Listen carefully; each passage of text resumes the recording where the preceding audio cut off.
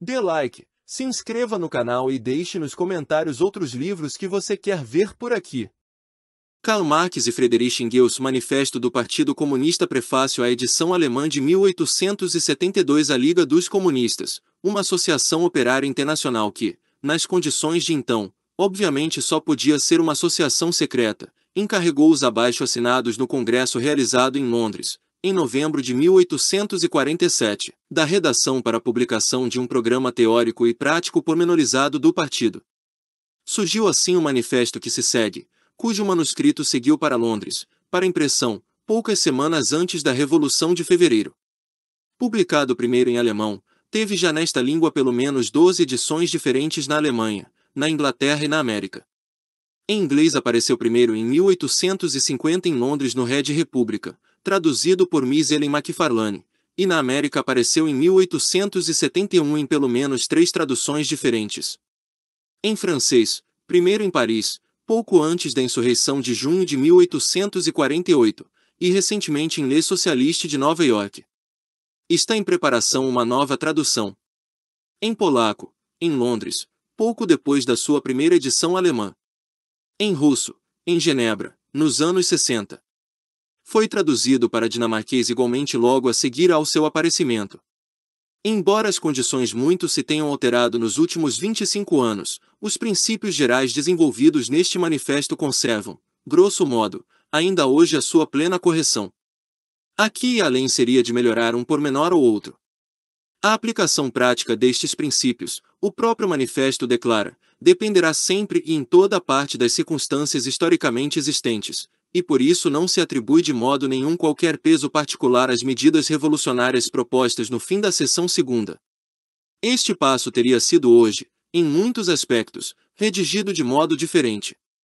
Face ao imenso desenvolvimento da grande indústria nos últimos 25 anos e, com ele, ao progresso da organização do partido da classe operária, fez-se as experiências práticas, primeiro da Revolução de Fevereiro, e muito mais ainda da Comuna de Paris, na qual pela primeira vez o proletariado deteve o poder político durante 2 meses. Este programa está hoje, num passo ou noutro, antiquado.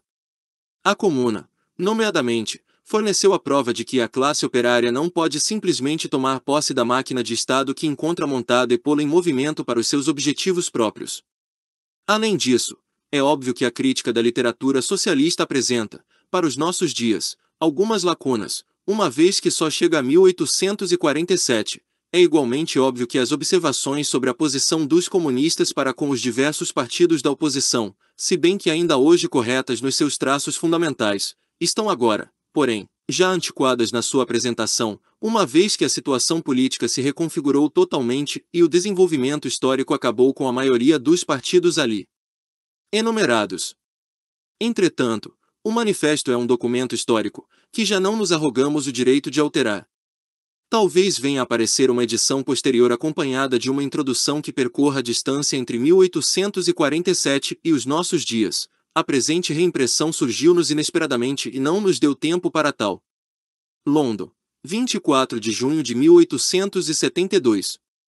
Karl Marx, Friedrich Engels. Prefácio à segunda edição russa de 1882. A primeira edição russa do Manifesto do Partido Comunista, traduzido por Bakunin, apareceu no começo dos anos 60 na tipografia do Kolokol. Então, o Ocidente só podia ver nela, na edição russa do Manifesto, uma curiosidade literária. Tal concepção seria hoje impossível. Quão limitado era ainda então, dezembro de 1847, o terreno que o movimento proletário ocupava mostra, do modo mais claro, o capítulo final do Manifesto, posição dos comunistas para com os diversos partidos da oposição nos vários países. Ora aí faltam precisamente a Rússia e os Estados Unidos. Era o tempo em que a Rússia formava a última grande reserva de toda a reação europeia, em que os Estados Unidos absorviam pela imigração o excedente da força proletária da Europa. Ambos os países abasteciam a Europa de matérias-primas e eram simultaneamente mercados de escoamento dos produtos industriais desta. Ambos os países eram então, portanto, de um modo ou do outro, pilares da ordem europeia vigente. Como tudo hoje é diferente. Precisamente a imigração europeia habilitou a América do Norte para uma produção agrícola gigantesca, cuja concorrência abala a propriedade fundiária europeia, a grande como a pequena, nos seus alicerces. Além disso, permitiu aos Estados Unidos explorar os seus imensos recursos industriais com uma energia e numa escala que dentro em breve terão de quebrar o monopólio industrial da Europa Ocidental até aqui, nomeadamente da Inglaterra. Ambas as circunstâncias reagem revolucionariamente sobre a própria América. A pouco e pouco a propriedade fundiária menor e média dos lavradores, a base de toda a constituição política, vai sucumbindo à concorrência das quintas gigantescas. Simultaneamente, desenvolvem-se pela primeira vez nos distritos industriais um proletariado maciço e uma concentração fabulosa dos capitais. E agora a Rússia. Durante a Revolução de 1848 a 49, não só os príncipes europeus como também os burgueses europeus viram na intervenção da Rússia a única salvação perante o proletariado que precisamente só então começava a despertar. O Tsar foi proclamado chefe da reação europeia. Hoje é prisioneiro de guerra da Revolução, em Gatna, e a Rússia forma a vanguarda da ação revolucionária na Europa. O Manifesto Comunista tinha por tarefa proclamar a inevitavelmente iminente dissolução da propriedade burguesa moderna. Mas na Rússia encontramos, fez-se a trapaça capitalista em rápido florescimento e a propriedade fundiária burguesa que precisamente só agora se começa a desenvolver, mais de metade do solo na posse comum dos camponeses. Pergunta-se agora, poderá a obstina russa, uma forma, ainda que fortemente minada, da antiquíssima posse comum do solo, transitar imediatamente para a forma superior da posse comum comunista? Ou, inversamente, terá de passar primeiro pelo mesmo processo de dissolução que constitui o desenvolvimento histórico do Ocidente? A única resposta a isto que hoje em dia é possível é esta: se a Revolução Russa se tornar o sinal de uma revolução proletária no Ocidente, de tal modo que ambas se completem, a atual propriedade comum russa do solo pode servir de ponto de partida de um desenvolvimento comunista.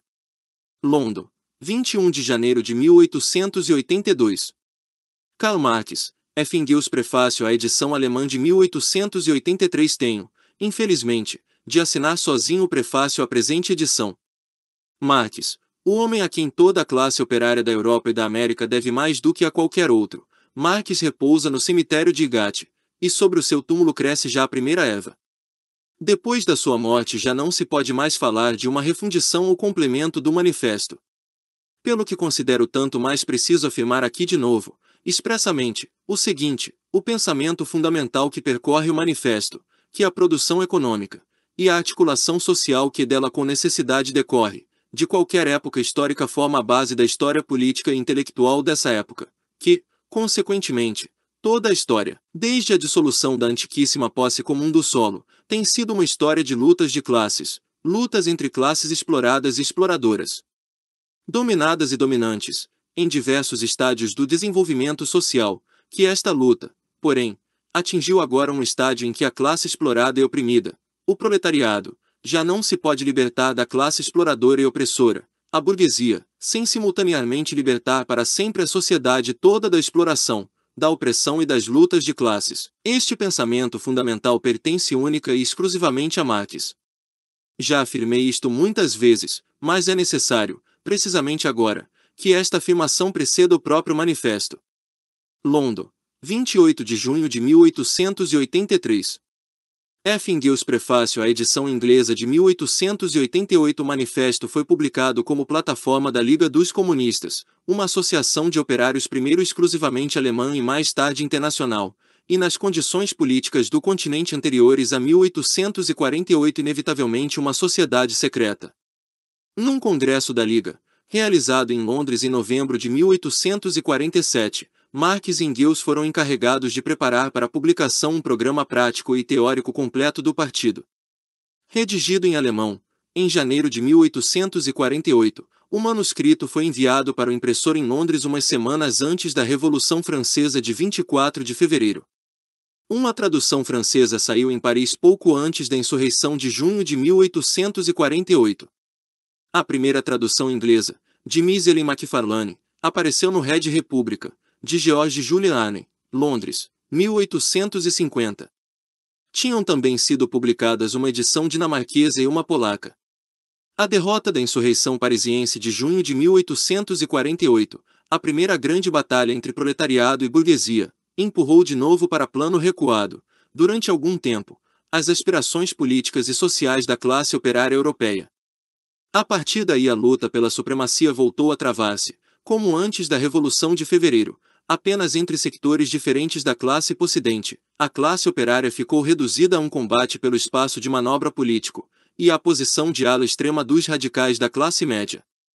Onde quer que continuem a dar sinais de vida, os movimentos proletários independentes eram implacavelmente perseguidos e esmagados.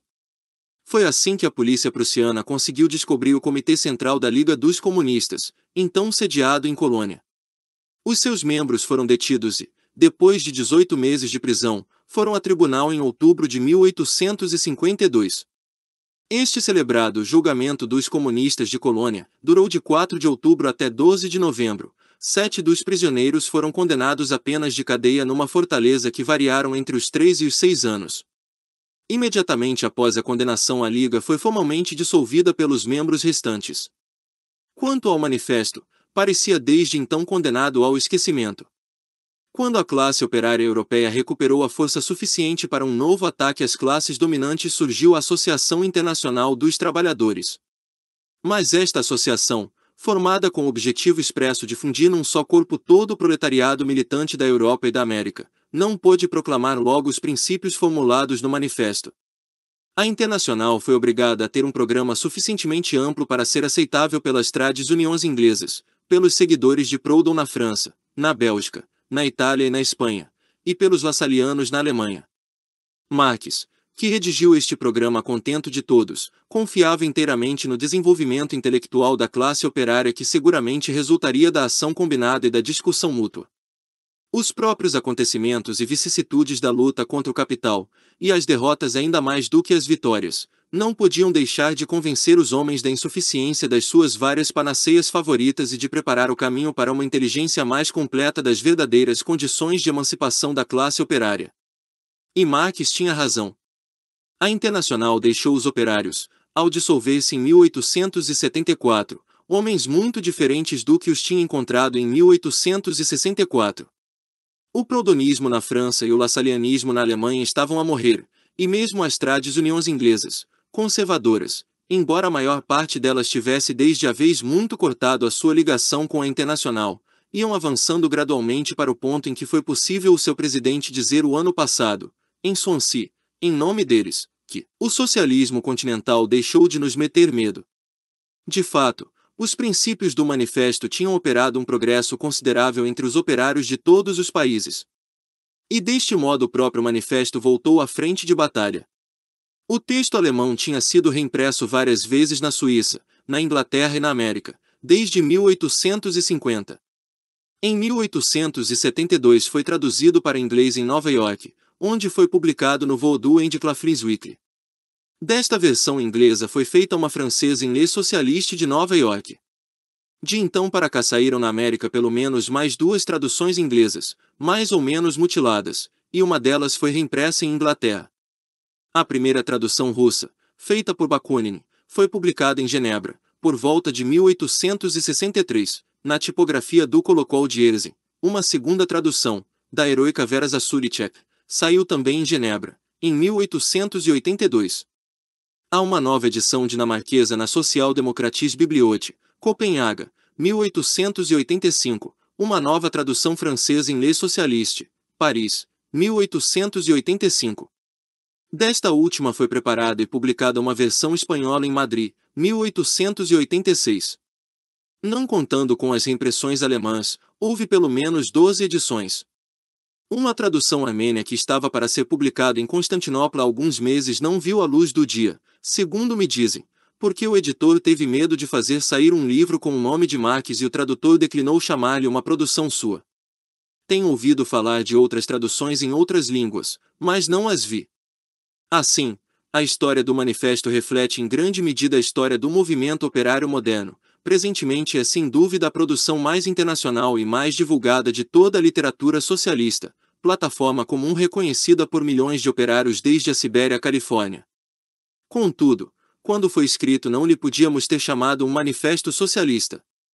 Em 1847 entendia-se por socialistas, de um lado, os aderentes aos vários sistemas utópicos, ovenistas em Inglaterra, fourieristas em França, já reduzidos ambos à condição de meras seitas, e que estavam a morrer gradualmente, do outro lado, os mais variados charlatães sociais, que por toda espécie de remendos pretendiam remediar, sem qualquer perigo para o capital e o lucro, todas as espécies de gravames sociais, eram, em ambos os casos, homens que estavam fora do movimento da classe operária e que procuravam apoio de preferência junto das classes educadas.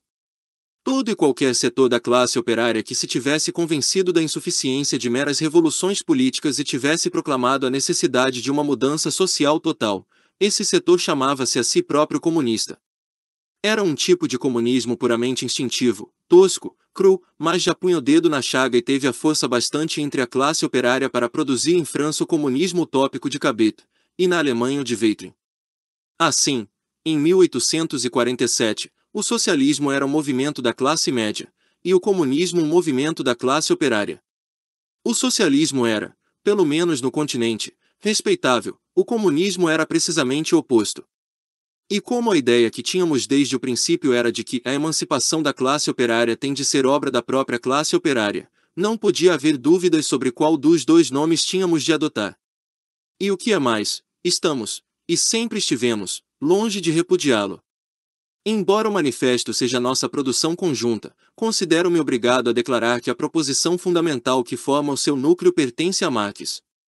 Essa proposição é, que, em qualquer época histórica, o modo predominante da produção econômica e da troca, e a organização social que dele necessariamente decorre, formam a base sobre a qual se constrói, e só a partir da qual pode ser explicada, a história intelectual e política dessa época, que, consequentemente, toda a história da humanidade, desde a dissolução da sociedade tribal primitiva, detendo a terra em posse comum, tem sido uma história de lutas de classes, de conflitos entre classes exploradoras e exploradas, entre classes dominantes e oprimidas, que a história destas lutas de classes forma uma série de evoluções na qual se alcançou hoje um estágio em que a classe oprimida e explorada, o proletariado, não pode atingir a sua emancipação do jugo da classe dominante e exploradora, a burguesia, sem emancipar, ao mesmo tempo e de uma vez por todas, toda a sociedade de qualquer exploração e opressão, de quaisquer distinções de classes e lutas de classes.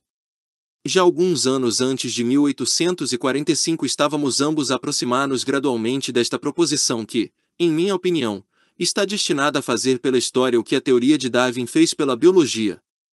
Até que ponto eu tinha progredido independentemente em direção a ela é a minha situação da classe operária em Inglaterra que melhor o mostra.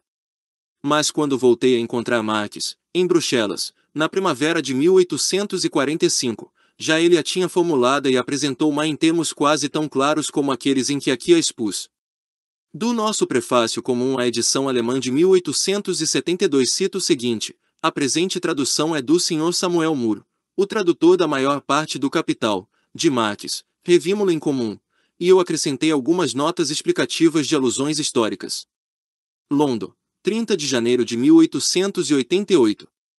Frederick Engels. Prefácio à edição alemã de 1890. Desde que o acabado de mencionar foi escrito, voltou a ser precisa uma nova edição alemã do manifesto, e passaram-se também muitas coisas com o manifesto que há que referir aqui.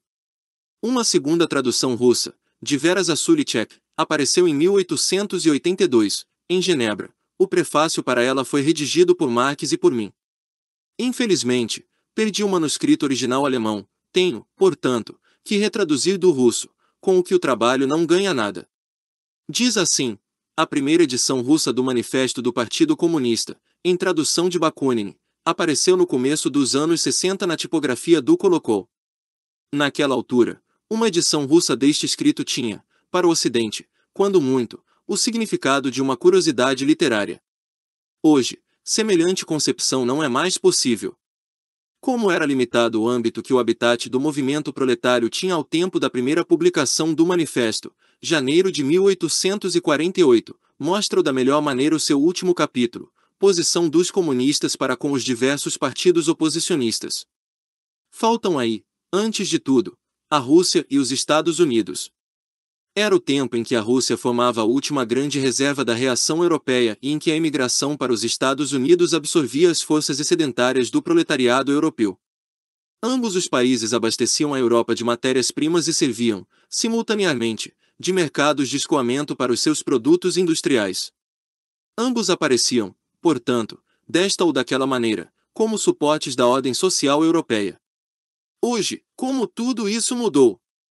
Precisamente a imigração europeia possibilitou o desenvolvimento colossal da agricultura norte-americana, o qual, pela concorrência, abalou nos seus alicerces tanto a grande como a pequena propriedade fundiária na Europa. Deu simultaneamente aos Estados Unidos a possibilidade de encetar a exploração dos seus abundantes recursos industriais.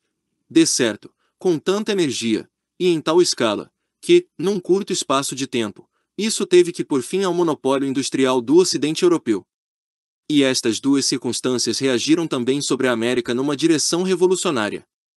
A propriedade fundiária pequena e média do lavrador que trabalha para si, a base de toda a ordem política da América, sofreu cada vez mais a concorrência dos lavradores gigantes, enquanto, simultaneamente, se formava pela primeira vez, nos distritos industriais, um proletariado numeroso, a par de uma fabulosa concentração dos capitais. Passemos à Rússia. Ao tempo da Revolução de 1848 a 49, não só os monarcas europeus mas também os burgueses europeus viam na intervenção russa a única salvação perante o proletariado que só então se começava a perceber das suas forças. Proclamaram o Tsar chefe da reação europeia. Hoje, ele fica sentado em Gatna como prisioneiro de guerra da Revolução, e a Rússia forma a vanguarda do movimento revolucionário da Europa. A tarefa do Manifesto Comunista era a proclamação do declínio inevitavelmente iminente da propriedade burguesa odierna.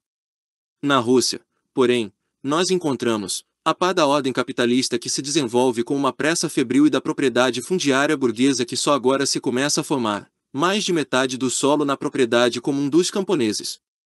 Pergunta-se, então, pode a comuna de camponeses russa, essa forma, sem dúvida, já muito desagregada da originária propriedade comum do solo, transitar imediatamente para uma forma comunista superior da propriedade fundiária, ou tem ela, antes, que passar pelo mesmo processo de dissolução que no desenvolvimento histórico do Ocidente se exibe?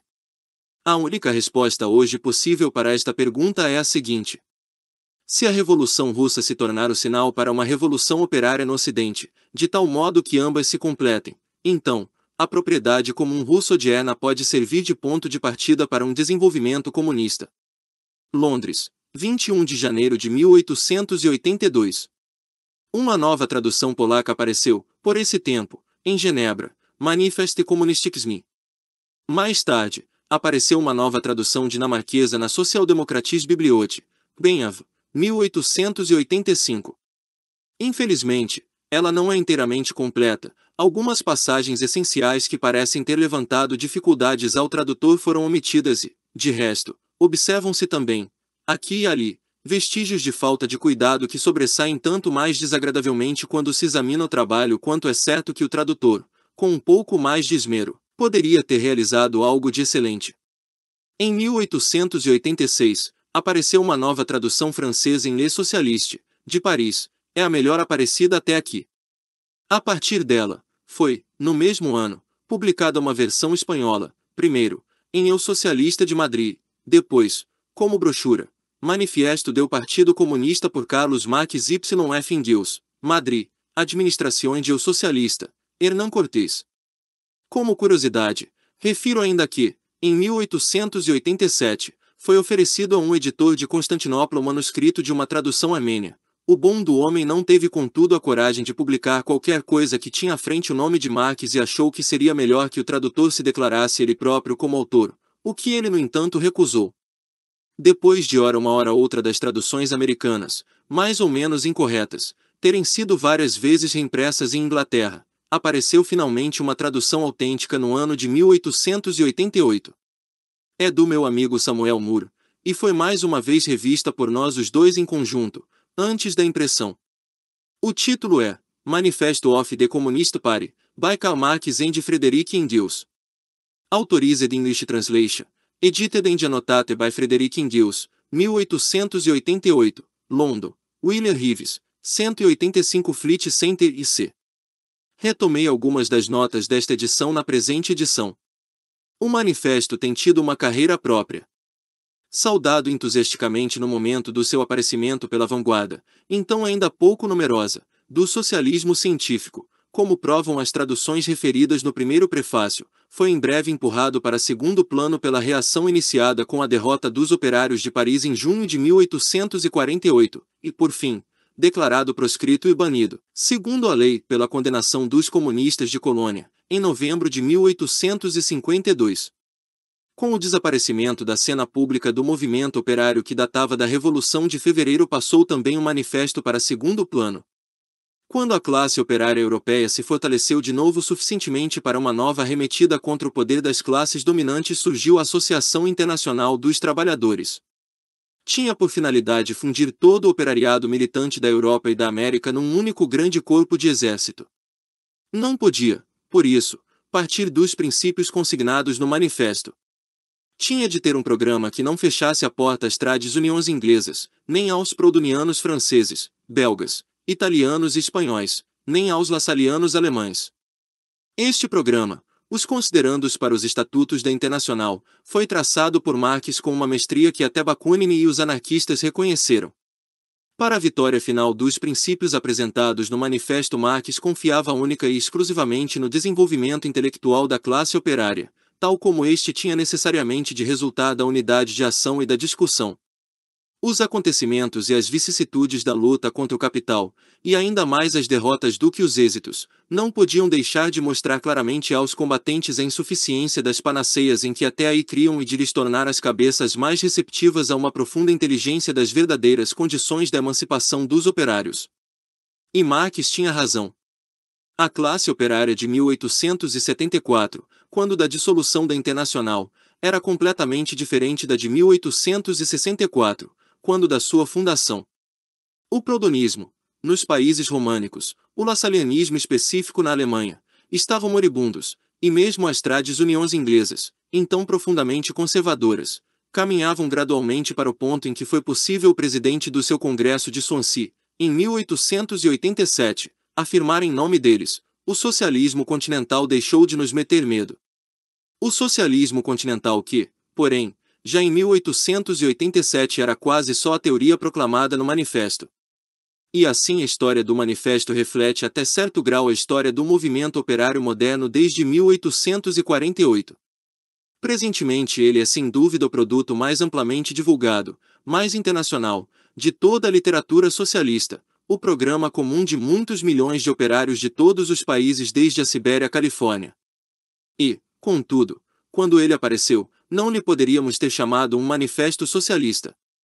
Em 1847 entendia-se por socialistas duas espécies de pessoas. De um lado, os seguidores dos diversos sistemas utopistas, em especial os ovenistas em Inglaterra e os fourieristas em França, ambos os quais já então estavam reduzidos a meras seitas moribundas. De outro lado, os mais variados charlatães sociais, que com as suas diversas panaceias e com toda espécie de remendos queriam eliminar os males sociais sem magoar minimamente o capital e o lucro. Em ambos os casos, pessoas que estavam fora do movimento operário e que, ao invés, procuravam apoio junto das classes cultas. Em contrapartida, aquela parte dos operários que estava convencida da insuficiência de meros revolucionamentos políticos, e exigia uma reconfiguração profunda da sociedade, essa parte chamava-se então comunista. Era apenas um comunismo apenas mal desbastado, apenas instintivo, por vezes algo grosseiro, mas era suficientemente poderoso para engendrar dois sistemas do comunismo utópico, em França, Icário de Cabeta, na Alemanha o de Weitring. Em 1847, socialismo significava um movimento burguês, comunismo um movimento operário. O socialismo, pelo menos no continente, era apresentável, o comunismo era precisamente o contrário. E como já nessa altura éramos muito decididamente da opinião de que a emancipação dos operários tem de ser obra da própria classe operária, nem por um instante podíamos estar na dúvida sobre qual dos dois nomes escolher. E desde então nunca nos passou pela cabeça rejeitá-lo. Proletários de todos os países, univos! Só poucas vozes responderam quando gritamos ao mundo estas palavras, fazendo agora 42 anos, nas vésperas da primeira Revolução de Paris, na qual o proletariado avançou com reivindicações próprias. Mas a 28 de setembro de 1864 uniam-se proletários da maioria dos países da Europa Ocidental na Associação Internacional dos Trabalhadores, de gloriosa memória. É certo que a própria Internacional só viveu 9 anos. mas que está ainda viva a eterna união dos proletários de todos os países por ela fundada, e mais pujante do que nunca. Disso não há melhor testemunho do que precisamente o dia de hoje. Porque hoje, dia em que escrevo estas linhas, o proletariado europeu e americano passa revista às suas forças de combate mobilizadas pela primeira vez, mobilizadas num único exército, sob uma única bandeira e para um objetivo próximo, o dia normal de 8 horas de trabalho, a estabelecer por lei, que já o Congresso de Genebra da Internacional em 1866 e de novo o Congresso Operário de Paris de 1889 haviam proclamado. E o espetáculo do dia de hoje abrirá os olhos aos capitalistas e aos senhores fundiários de todos os países para que hoje os proletários de todos os países estão de fato unidos. Pudesse Marx estar ainda ao meu lado, para ver isto com os próprios olhos. London, 1 de maio de 1890. F. Engels. Prefácio à terceira edição polaca de 1892. O fato de se ter tornado necessária uma nova edição polaca do Manifesto Comunista dá ensejo a várias considerações. Primeiro, é digno de nota que o manifesto, recentemente, se tenha, em certa medida, tornado um barômetro do desenvolvimento da grande indústria no continente europeu. Na medida em que se expande num país a grande indústria, cresce também na mesma medida entre os operários desse país a ânsia de esclarecimento sobre a sua posição como classe operária face às classes possidentes, alarga-se entre eles o movimento socialista e aumenta a procura do manifesto. De modo que não só o estado do movimento operário, mas também o grau de desenvolvimento da grande indústria, se podem medir com bastante exatidão em todos os países pelo número de exemplares do manifesto que circulam na língua de cada país. Assim, a nova edição polaca indica um progresso decidido da indústria polaca. E que este progresso teve lugar na realidade, desde a última edição publicada há 10 anos, disso não pode haver dúvidas. A Polônia russa, a Polônia do Congresso de Viena, tornou-se o grande distrito industrial do Império Russo. Ao passo que a grande indústria russa está esporadicamente dispersa, uma parte junto do Golfo da Finlândia, outra parte no centro, uma terceira nas costas do Mar Negro e do Mar de Azov, e outras ainda repartidas por outras zonas, a polaca está concentrada num espaço relativamente pequeno e desfruta das vantagens e das desvantagens resultantes desta concentração. As vantagens reconheceram-nas os fabricantes russos seus concorrentes, quando reclamaram proteção alfandegária contra a Polônia, apesar do seu ardente desejo de transformar os polacos em russos. As desvantagens, para os fabricantes polacos e para o governo russo, revelam-se na rápida difusão de ideias socialistas entre os operários polacos e na crescente procura do manifesto. Mas o rápido desenvolvimento da indústria polaca, que deixa para trás a russa, é pelo seu lado uma nova prova de vitalidade inesgotável do povo polaco e uma nova garantia da sua iminente restauração nacional. A restauração de uma Polônia forte e independente, porém, é uma causa que não diz respeito só aos polacos, diz-nos respeito a todos.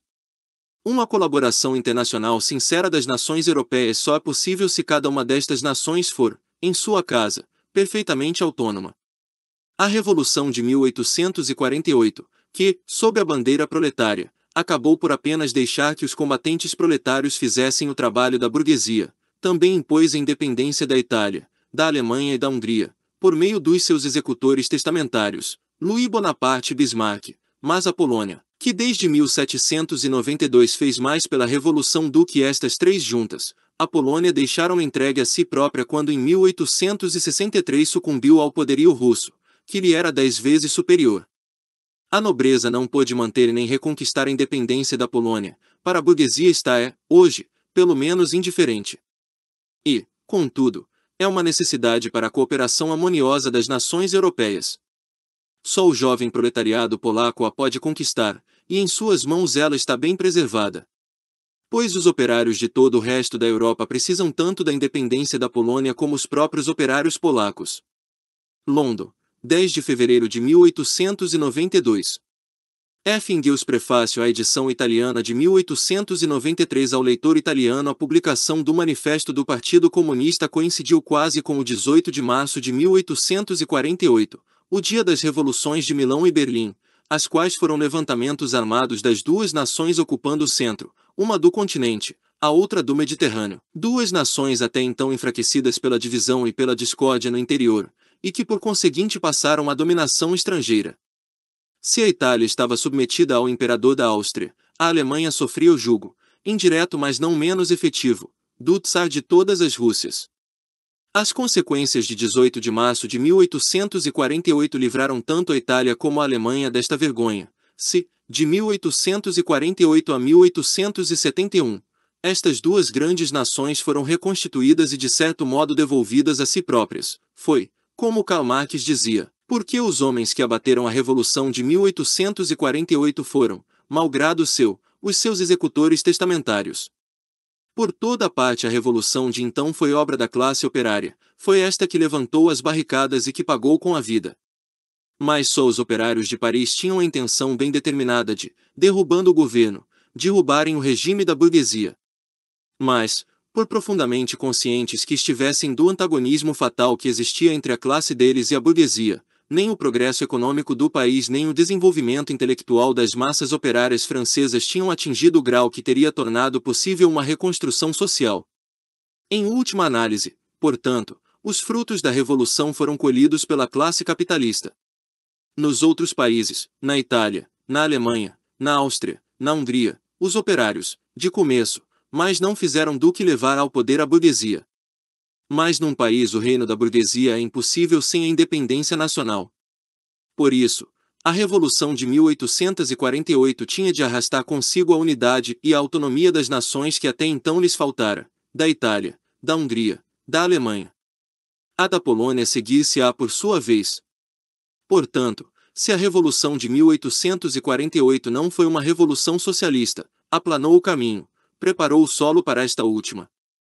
Com o impulso dado em todos os países à grande indústria, o regime burguês tem criado por toda a parte, nos últimos 45 anos, um proletariado numeroso, concentrado e forte.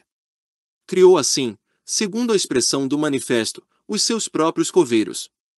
Sem a sua autonomia e unidade restituídas a cada nação europeia, nem a união internacional do proletariado nem a cooperação pacífica e inteligente destas nações para fins comuns poderiam consumar-se.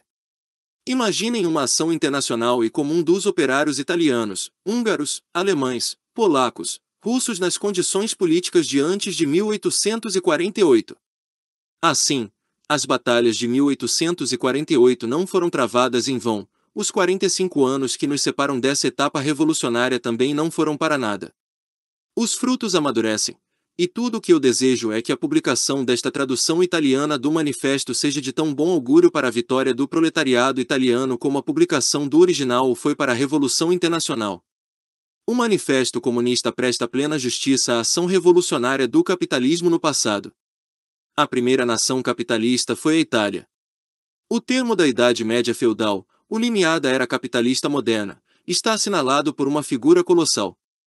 É um italiano, Dante, ao mesmo tempo o último poeta da Idade Média e o primeiro poeta moderno. Hoje, como em 1300, uma nova era histórica se destaca. Produzir-nos a Itália o novo Dante que assinalará a hora do nascimento desta era proletária. London, 1 de fevereiro de 1893. Friedrich Engels Manifesto do Partido Comunista anda um espectro pela Europa, o espectro do comunismo. Todos os poderes da velha Europa se aliaram para uma santa caçada a este espectro, o Papa e o Tsar, Metternich e Guizot, radicais franceses e polícias alemães. Onde está o partido de oposição que não tivesse sido vilipendiado pelos seus adversários no governo como comunista? Onde está o partido de oposição que não tivesse arremessado de volta, tanto contra os oposicionistas mais progressistas como contra os seus adversários reacionários, a recriminação estigmatizante do comunismo? Deste fato concluem-se duas coisas. O comunismo já é reconhecido por todos os poderes europeus como um poder. Já é tempo de os comunistas exporem abertamente perante o mundo inteiro o seu modo de ver, os seus objetivos, as suas tendências, e de contraporem à lenda do espectro do comunismo um manifesto do próprio partido. Com este objetivo reuniram-se em Londres comunistas das mais diversas nacionalidades e delinearam o manifesto seguinte, que é publicado em inglês, francês, alemão, italiano, flamengo e dinamarquês. E, burgueses e proletários, a história de toda a sociedade até aqui é a história de lutas de classes. Homem livre e escravo, patrício e plebeu, barão e servo, burgueses de corporação e oficial, em suma, opressores e oprimidos, estiveram em constante oposição uns aos outros, travaram uma luta ininterrupta, ora oculta ora aberta, Uma luta que de cada vez acabou por uma reconfiguração revolucionária de toda a sociedade ou pelo declínio comum das classes em luta. Nas anteriores épocas da história encontramos quase por toda parte uma articulação completa da sociedade em diversos estados ou ordens sociais, uma múltipla gradação das posições sociais. Na Roma antiga temos patrícios, cavaleiros, plebeus, escravos, na Idade Média, senhores feudais, vassalos, burgueses de corporação, oficiais, servos, e ainda por cima, quase em cada uma destas classes, de novo gradações particulares. A moderna sociedade burguesa, saída do declínio da sociedade feudal, não aboliu as oposições de classes. Apenas puseram novas classes, novas condições de opressão, novas configurações de luta, no lugar das antigas. A nossa época, a época da burguesia, distingue-se, contudo, por ter simplificado as oposições de classes. A sociedade toda se cinde, cada vez mais, em dois grandes campos inimigos, em duas grandes classes que diretamente se enfrentam, burguesia e proletariado. Dos servos da Idade Média saíram os Pafo-Bourgeois das primeiras cidades, desta Pafo-Bourgeoischaft desenvolveram-se os primeiros elementos da burguesia.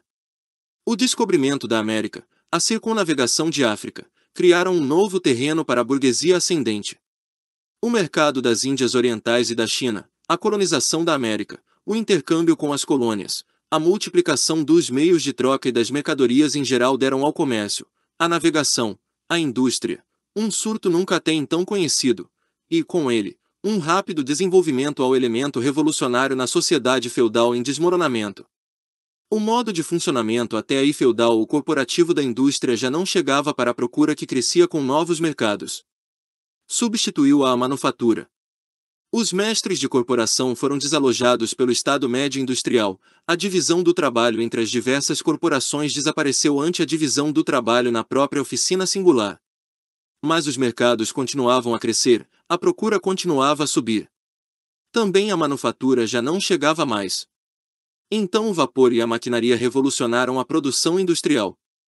Para o lugar da manufatura entrou a grande indústria moderna, para o lugar do Estado Médio Industrial entraram os milionários industriais, os chefes de exércitos industriais inteiros, os burgueses modernos. A grande indústria estabeleceu o mercado mundial que o descobrimento da América preparara. O mercado mundial deu ao comércio, à navegação, às comunicações por terra, um desenvolvimento imensurável. Este, por sua vez, reagiu sobre a extensão da indústria, e na mesma medida em que a indústria, o comércio, a navegação, os caminhos de ferro se estenderam, desenvolveu-se a burguesia, multiplicou os seus capitais, empurrou todas as classes transmitidas da Idade Média para segundo plano. Vemos, pois, como a burguesia moderna é ela própria o produto de um longo curso de desenvolvimento, de uma série de revolucionamentos no modo de produção e de intercâmbio. Cada um destes estádios de desenvolvimento da burguesia foi acompanhado de um correspondente progresso político. Estado ou ordem social oprimido sob a dominação dos senhores feudais, associação amada e auto-administrada na comuna, aqui cidade-república independente, além do terceiro estado na monarquia sujeito a impostos, depois ao tempo da manufatura contrapeso contra a nobreza na monarquia de estados ou ordens sociais ou na absoluta, base principal das grandes monarquias em geral. Ela conquistou por fim, desde o estabelecimento da grande indústria e do mercado mundial, a dominação política exclusiva no moderno Estado representativo. O moderno poder de Estado é apenas uma comissão que administra os negócios comunitários de toda a classe burguesa. A burguesia desempenhou na história um papel altamente revolucionário. A burguesia, lá onde chegou a dominação, destruiu todas as relações feudais, patriarcais, idílicas. Rasgou sem misericórdia todos os variegados laços feudais que prendiam o homem aos seus superiores naturais e não deixou outro laço entre homem e homem que não o do interesse nu, o do insensível, pagamento a pronto. Afogou o frêmito sagrado da exaltação pia, do entusiasmo cavalheiresco, da melancolia pequeno-burguesa, na água gelada do cálculo egoísta. Resolveu a dignidade pessoal no valor de troca, e no lugar das inúmeras liberdades bem adquiridas e certificadas pôs a liberdade única, sem escrúpulos, de comércio. Numa palavra, no lugar da exploração encoberta com ilusões políticas e religiosas, pôs a exploração seca, direta, despudorada, aberta. A burguesia despiu da sua aparência sagrada todas as atividades até aqui veneráveis e consideradas com pia reverência. Transformou o médico, o jurista, o padre, o poeta, o homem de ciência em trabalhadores assalariados pagos por ela.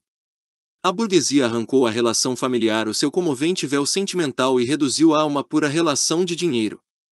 A burguesia pôs a descoberto como a brutal exteriorização de força, que a reação tanto admira na Idade Média, tinha na mais indolente mandrice o seu complemento adequado. Foi ela quem primeiro demonstrou o que a atividade dos homens pode conseguir. Realizou maravilhas completamente diferentes das pirâmides egípcias, dos aquedutos romanos e das catedrais góticas. Levou a cabo expedições completamente diferentes das antigas migrações de povos e das cruzadas. A burguesia não pode existir sem revolucionar permanentemente os instrumentos de produção, portanto as relações de produção, portanto as relações sociais todas.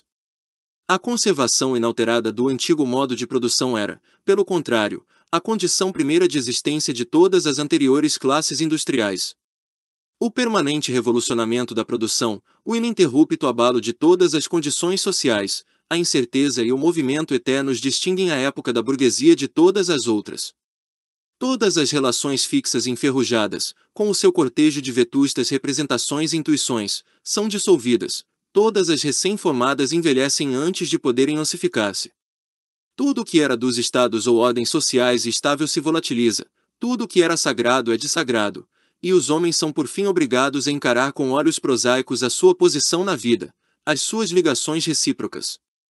A necessidade de um escoamento sempre mais extenso para os seus produtos persegue a burguesia por todo o globo terrestre.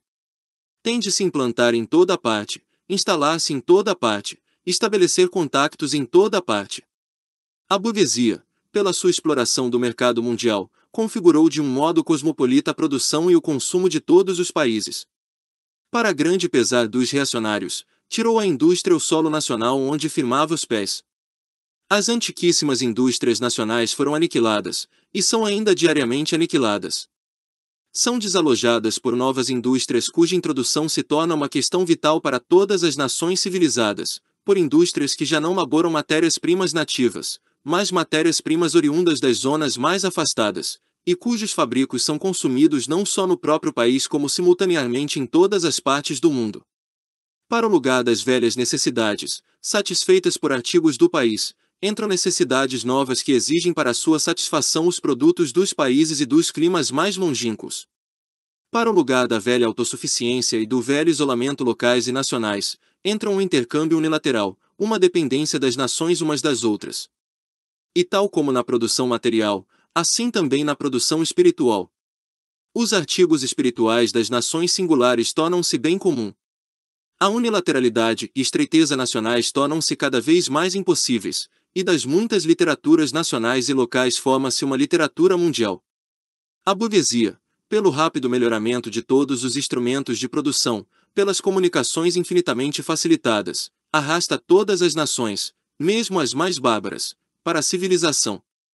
Os preços baratos das suas mercadorias são a artilharia pesada com que deita por terra todas as muralhas da China, com que força a capitulação o mais obstinado ódio dos bárbaros ao estrangeiro.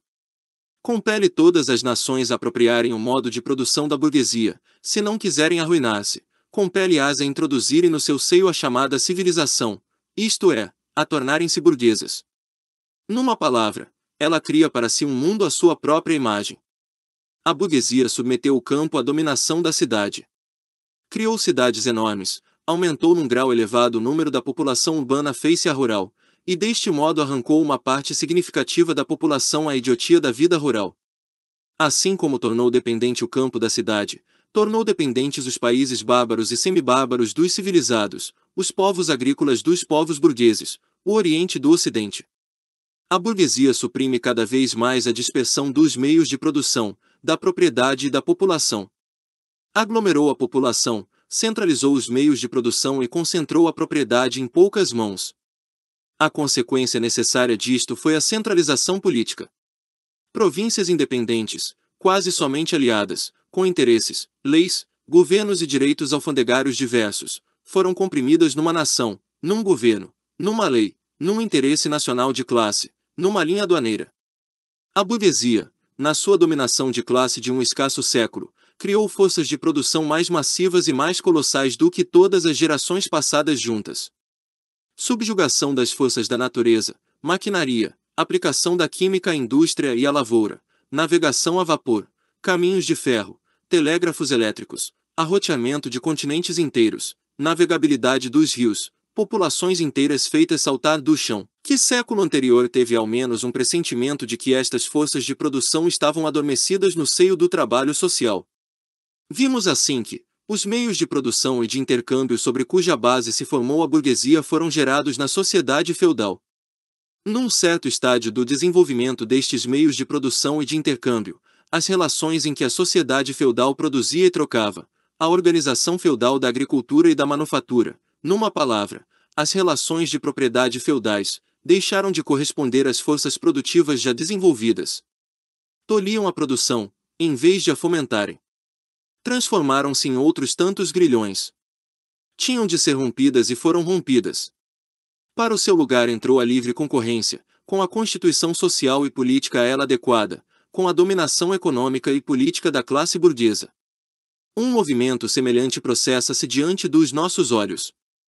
As relações burguesas de produção e de intercâmbio, as relações de propriedade burguesas, a sociedade burguesa moderna que desencadeou meios tão poderosos de produção e de intercâmbio, assemelhar-se ao feiticeiro que já não consegue dominar as forças subterrâneas que invocara. De há decênios para cá, a história da indústria e do comércio é apenas a história da revolta das modernas forças produtivas contra as modernas relações de produção, contra as relações de propriedade que são as condições de vida da burguesia e da sua dominação. Basta mencionar as crises comerciais que, na sua recorrência periódica, põem em questão, cada vez mais ameaçadoramente, a existência de toda a sociedade burguesa. Nas crises comerciais é regularmente aniquilada uma grande parte não só dos produtos fabricados como das forças produtivas já criadas. Nas crises irrompe uma epidemia social que teria parecido um contrassenso a todas as épocas anteriores, a epidemia da sobreprodução. A sociedade vê-se de repente retransportada a um estado de momentânea barbárie, parece-lhe que uma fome, uma guerra de aniquilação universal lhe cortaram todos os meios de subsistência, a indústria, o comércio, parecem aniquilados. E por quê? Porque ela possui demasiada civilização, demasiados meios de vida, demasiada indústria, demasiado comércio. As forças produtivas que estão à sua disposição já não servem para a promoção das relações de propriedade burguesas, pelo contrário, tornaram-se demasiado poderosas para estas relações, e são por elas tolhidas, e logo que triunfam deste tolimento lançam na desordem toda a sociedade burguesa, põem em perigo a existência da propriedade burguesa. As relações burguesas tornaram-se demasiado estreitas para conterem a riqueza por elas gerada. E como triunfa a burguesia das crises? Por um lado, pela aniquilação forçada de uma massa de forças produtivas, por outro lado, pela conquista de novos mercados e pela exploração mais profunda de antigos mercados. De que modo, então? Preparando crises mais unilaterais e mais poderosas, e diminuindo os meios de prevenir as crises. As armas com que a burguesia deitou por terra o feudalismo viram-se agora contra a própria burguesia. Mas a burguesia não forjou apenas as armas que lhe trazem a morte, também gerou os homens que manejarão essas armas, os operários modernos, os proletários. Na mesma medida em que a burguesia, isto é, o capital se desenvolve, nessa mesma medida desenvolve-se o proletariado, a classe dos operários modernos, os quais só vivem enquanto encontram trabalho e só encontram trabalho enquanto o seu trabalho aumenta o capital. Estes operários, que têm de se vender a peça, são uma mercadoria como qualquer outro artigo de comércio, e estão, por isso, igualmente expostos a todas as vicissitudes da concorrência, a todas as oscilações do mercado. O trabalho dos proletários perdeu, com a extensão da maquinaria e a divisão do trabalho, todo o caráter autônomo e, portanto, todos os atrativos para os operários. Ele torna-se um mero acessório da máquina ao qual se exige apenas o manejo mais simples, mais monótono, mais fácil de aprender. Os custos que o operário ocasiona reduzem-se por isso quase só aos meios de vida de que carece para o seu sustento e para a reprodução da sua raça. O preço de uma mercadoria, portanto também do trabalho é, porém, igual aos seus custos de produção. Na mesma medida em que cresce a repugnância causada pelo trabalho decresce portanto o salário. Mais ainda, na mesma medida em que aumentam a maquinaria e a divisão do trabalho, na mesma medida sobe também a massa do trabalho, seja pelo acréscimo das horas de trabalho seja pelo acréscimo do trabalho exigido num tempo dado, pelo funcionamento acelerado das máquinas, etc. A indústria moderna transformou a pequena oficina do mestre patriarcal na grande fábrica do capitalista industrial. Massas de operários, comprimidos na fábrica, são organizadas como soldados. São colocadas, como soldados rasos da indústria, sob a vigilância de uma hierarquia completa de oficiais subalternos e oficiais. Não são apenas servos da classe burguesa, do Estado burguês, dia a dia, hora a hora, são feitos servos da máquina, do vigilante, e sobretudo dos próprios burgueses fabricantes singulares. Este despotismo é tanto mais mesquinho, mais odioso, mais exasperante, quanto mais abertamente proclama ser o provento seu objetivo. Quanto menos habilidade e exteriorização de força o trabalho manual exige, isto é, quanto mais a indústria moderna se desenvolve, tanto mais o trabalho dos homens é desalojado pelo das mulheres. Diferenças de sexo e de idade já não têm qualquer validade social para a classe operária. Há apenas instrumentos de trabalho que, segundo a idade e o sexo, têm custos diversos. Se a exploração do operário pelo fabricante termina na medida em que recebe o seu salário pago de contado, logo lhe caem em cima as outras partes da burguesia, o senhorio, o merceeiro, o penhorista, etc. Os pequenos estados médios até aqui, os pequenos industriais, comerciantes e rentiers, os artesãos e camponeses, todas estas classes caem no proletariado, em parte porque o seu pequeno capital não chega para o empreendimento da grande indústria e sucumbe à concorrência dos capitalistas maiores, em parte porque a sua habilidade é desvalorizada por novos modos de produção. Assim, o proletariado recruta-se de todas as classes da população. O proletariado passa por diversos estádios de desenvolvimento. A sua luta contra a burguesia começa com a sua existência. No começo são os operários singulares que lutam, depois os operários de uma fábrica, depois os operários de um ramo de trabalho numa localidade contra o burguês singular que os explora diretamente. Dirigem os seus ataques não só contra as relações de produção burguesas, dirigem-nos contra os próprios instrumentos de produção, aniquilam as mercadorias estrangeiras concorrentes, destroçam as máquinas, deitam fogo às fábricas, procuram recuperar a posição desaparecida do operário medieval. Neste estágio os operários formam uma massa dispersa por todo o país e dividida pela concorrência. A coesão maciça dos operários não é ainda a consequência da sua própria união, mas a consequência da união da burguesia, a qual, para atingir os seus objetivos políticos próprios, tem de pôr em movimento o proletariado todo, e por enquanto ainda o pode. Neste estágio os proletários combatem, pois, não os seus inimigos, mas os inimigos dos seus inimigos, os restos da monarquia absoluta, os proprietários fundiários, os burgueses não industriais, os pequenos burgueses. Todo o movimento histórico está, assim, concentrado nas mãos da burguesia. Cada vitória assim alcançada é uma vitória da burguesia. Mas com o desenvolvimento da indústria o proletariado não apenas se multiplica, é comprimido em massas maiores, a sua força cresce, e ele sente-a mais. Os interesses, as situações de vida no interior do proletariado tornam-se cada vez mais semelhantes, na medida em que a maquinaria vai obliterando cada vez mais as diferenças do trabalho e quase por toda parte faz descer o salário a um mesmo nível baixo. A concorrência crescente dos burgueses entre si e as crises comerciais que daqui decorrem tornam o salário dos operários cada vez mais oscilante, o melhoramento incessante da maquinaria, que cada vez se desenvolve mais depressa, torna toda a sua posição na vida cada vez mais insegura. As colisões entre o operário singular e o burguês singular tomam cada vez mais o caráter de colisões de duas classes. Os operários começam por formar coalizões contra os burgueses, juntam-se para a manutenção do seu salário. Fundam eles mesmos associações duradouras para se premunirem para as insurreições ocasionais. Aqui e além a luta irrompe em motins.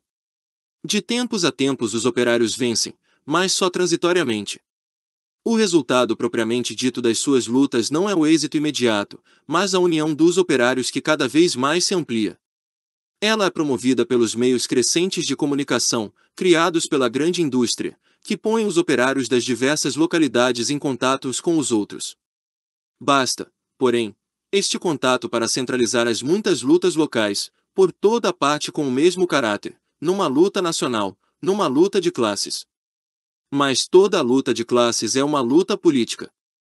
E a união, para a qual os burgueses da Idade Média, com os seus caminhos vicinais, precisavam de séculos, conseguem nos proletários modernos com os caminhos de ferro em poucos anos. Esta organização dos proletários em classe, e deste modo em partido político, é rompida de novo a cada momento pela concorrência entre os próprios operários. Mas renasce sempre, mais forte, mais sólida, mais poderosa. Força o reconhecimento de interesses isolados dos operários em forma de lei, na medida em que tira proveito das cisões da burguesia entre si. Assim aconteceu em Inglaterra com a Lei das 10 Horas. De um modo geral, as colisões da velha sociedade promovem, de muitas maneiras, o curso de desenvolvimento do proletariado. A burguesia acha-se em luta permanente, de começo contra a aristocracia, mais tarde, contra os sectores da própria burguesia cujos interesses entram em contradição com o progresso da indústria, sempre, contra a burguesia de todos os países estrangeiros. Em todas estas lutas vê-se obrigada a apelar para o proletariado, a recorrer à sua ajuda, e deste modo arrastá-lo para o movimento político. Ela própria leva, portanto, ao proletariado os seus elementos de formação próprios, ou seja, armas contra ela própria. Além disto, como vimos, sectores inteiros da classe dominante, pelo progresso da indústria, são lançados no proletariado, ou pelo menos se veem ameaçadas nas suas condições de vida. Também estes levam ao proletariado uma massa de elementos de formação. Por fim, em tempos em que a luta de classe se aproxima da decisão, o processo de dissolução no seio da classe dominante, no seio da velha sociedade toda, assume um caráter tão vivo, tão veemente, que uma pequena parte da classe dominante se desliga desta e se junta à classe revolucionária, a classe que traz nas mãos o futuro. Assim, tal como anteriormente uma parte da nobreza se passou para a burguesia, também agora uma parte da burguesia se passa para o proletariado, e nomeadamente uma parte dos ideólogos burgueses que conseguiram elevar-se a um entendimento teórico do movimento histórico todo. De todas as classes que hoje em dia defrontam a burguesia, só o proletariado é uma classe realmente revolucionária. As demais classes vão se arruinando e sussobram com a grande indústria, o proletariado é o produto mais característico desta. Os estados médios, o pequeno industrial, o pequeno comerciante, o artesão, o camponês, todos eles combatem a burguesia para assegurar, face ao declínio, a sua existência como estados médios. Não são, pois, revolucionários, mas conservadores. Mais ainda, são reacionários, procuram fazer andar para trás a roda da história. Se são revolucionários, são apenas à luz da sua iminente passagem para o proletariado, e assim não defendem os seus interesses presentes, mas os futuros, e assim abandonam a sua posição própria para se colocarem na do proletariado. O lumpenproletariado, esta putrefação passiva das camadas mais baixas da velha sociedade, é aqui e além atirado para o movimento por uma revolução proletária, e por toda a sua situação de vida estará mais disposto a deixar-se comprar para maquinações reacionárias. As condições de vida da velha sociedade estão aniquiladas já nas condições de vida do proletariado. O proletário está desprovido de propriedade, a sua relação com a mulher e os filhos já nada tem de comum com a relação familiar burguesa, o trabalho industrial moderno, a subjugação moderna ao capital, que é a mesma na Inglaterra e na França, na América e na Alemanha, tirou-lhe todo o caráter nacional. As leis, a moral, a religião são para ele outros tantos preconceitos burgueses, atrás dos quais se escondem outros tantos interesses burgueses. Todas as classes anteriores que conquistaram a dominação procuraram assegurar a posição na vida já alcançada, submetendo toda a sociedade às condições do seu proveito. Os proletários só podem conquistar as forças produtivas sociais abolindo seu próprio modo de apropriação até aqui e com ele todo o modo de apropriação até aqui. Os proletários nada têm de seu assegurar, têm sim de destruir todas as seguranças privadas e asseguramentos privados. Todos os movimentos até aqui foram movimentos de minorias ou no interesse de minorias. O movimento proletário é um movimento autônomo da maioria imensa no interesse da maioria imensa.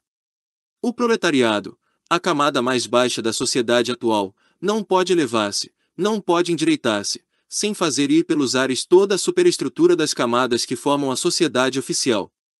Pela forma, embora não pelo conteúdo, a luta do proletariado contra a burguesia começa por ser uma luta nacional.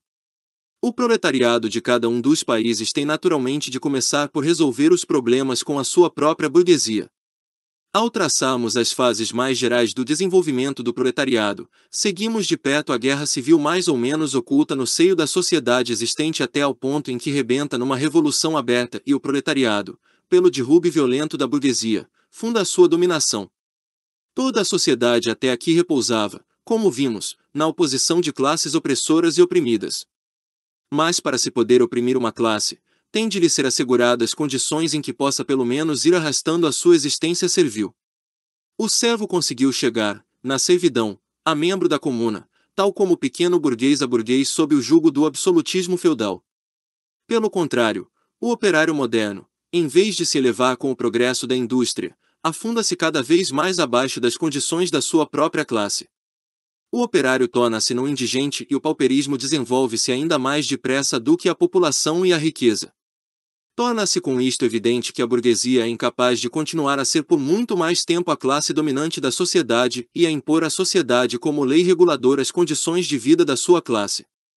Ela é incapaz de dominar porque é incapaz de assegurar ao seu escravo a própria existência no seio da escravidão, porque é obrigada a deixá-lo afundar-se numa situação em que tem de ser ela alimentá-lo, em vez de ser alimentada por ele. A sociedade não pode mais viver sob ela, ou seja, sob a dominação da burguesia. Isto é, a vida desta já não é compatível com a sociedade. A condição essencial para a existência e para a dominação da classe burguesa é a acumulação da riqueza nas mãos de privados, a formação e multiplicação do capital. A condição do capital é o trabalho assalariado. O trabalho assalariado repousa exclusivamente na concorrência entre os operários. O progresso da indústria, de que a burguesia é portadora, involuntária e sem resistência, coloca no lugar do isolamento dos operários pela concorrência a sua união revolucionária pela associação. Com o desenvolvimento da grande indústria é retirada debaixo dos pés da burguesia a própria base sobre que ela produz e se apropria dos produtos. Ela produz, antes do mais, o seu próprio coveiro. O seu declínio e a vitória do proletariado são igualmente inevitáveis. Segunda, proletários e comunistas. Em que relação se encontram os comunistas com os proletários em geral? Os comunistas não são nenhum partido particular face aos outros partidos operários. Não têm nenhum interesses separados dos interesses do proletariado todo. Não estabelecem nenhum princípios particulares segundo os quais queiram moldar o movimento proletário. Os comunistas diferenciam-se dos demais partidos proletários apenas pelo fato de que, por um lado, nas diversas lutas nacionais dos proletários eles acentuam e fazem valer os interesses comuns, independentes da nacionalidade, do proletariado todo, e pelo fato de que, por outro lado, nos diversos estádios de desenvolvimento porque a luta entre o proletariado e a burguesia passa, representam sempre o interesse do movimento total. Os comunistas são, pois, na prática, o setor mais decidido, sempre impulsionador, dos partidos operários de todos os países. Na teoria, eles têm, sobre a restante massa do proletariado, a vantagem da inteligência das condições, do curso e dos resultados gerais do movimento proletário. O objetivo mais próximo dos comunistas é o mesmo do que o de todos os restantes partidos proletários: formação do proletariado em classe, derrubamento da dominação da burguesia, conquista do poder político pelo proletariado.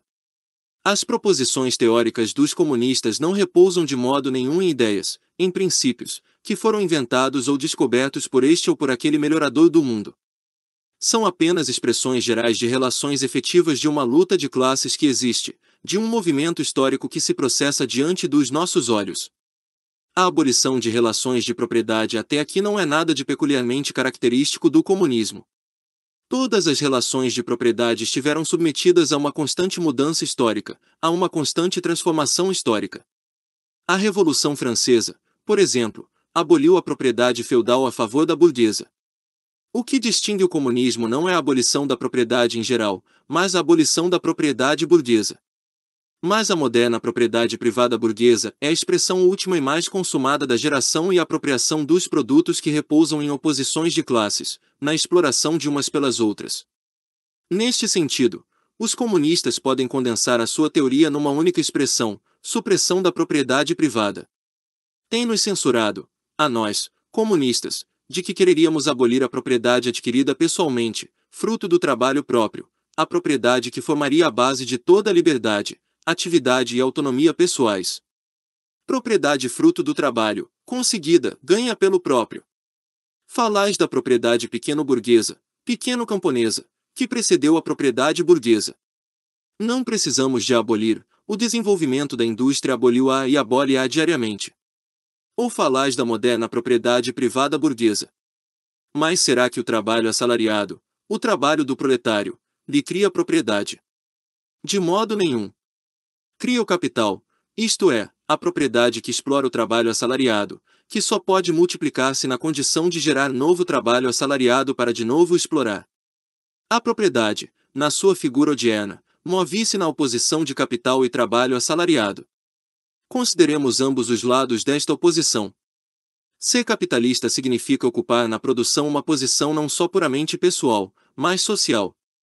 O capital é um produto comunitário e pode apenas ser posto em movimento por uma atividade comum de muitos membros, em última instância apenas pela atividade comum de todos os membros da sociedade. O capital não é, portanto, um poder pessoal, é um poder social.